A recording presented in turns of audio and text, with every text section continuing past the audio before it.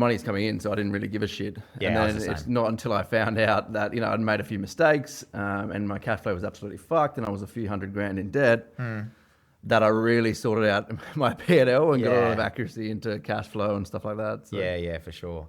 So I of course, was gobsmacked at how accurate and what he was actually doing and why he was doing it. I was just charging what I was charging per hour and for materials, the same as what my old boss was doing, just because I thought, well, that's what everyone else does, so that's what I'm going to do. Yep.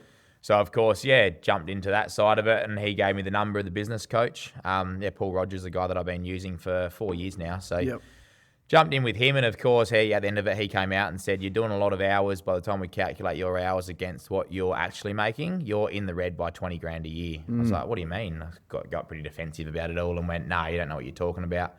I've bought a jet ski. I've got this. I've got that. I feel like we're doing all right in business.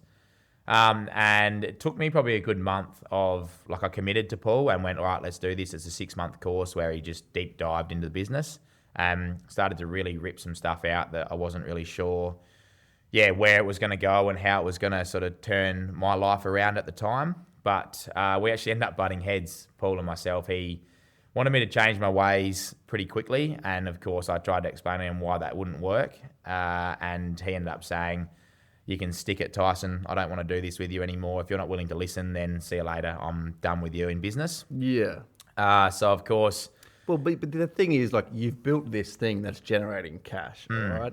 So it's very hard to just be like, okay, let's rip the whole structure down and start again. You've got to take it piece by piece. Correct. I think most of it's just basically for the owner's sanity. You know what Correct. I mean? Yeah. It's like you built this thing, you think it's all luck and, you're lucky to have it. And it's just there's so much fear around destroying everything you built. Exactly. And you're like that. He doesn't understand the electrical industry. He doesn't understand what I do. No, exactly. Yeah. And I got quite defensive with that side of it, which was the hardest part, was just sort of coming to, he tried to do the little bits.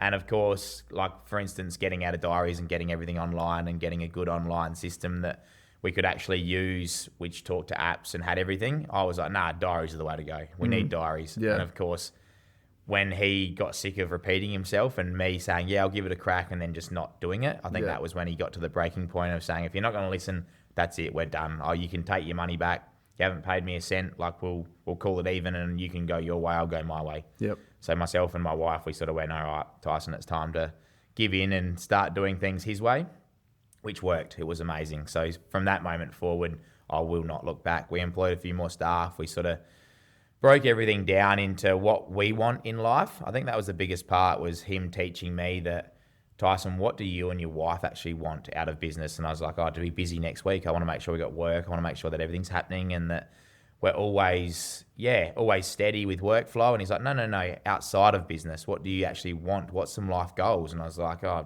I've never thought about it.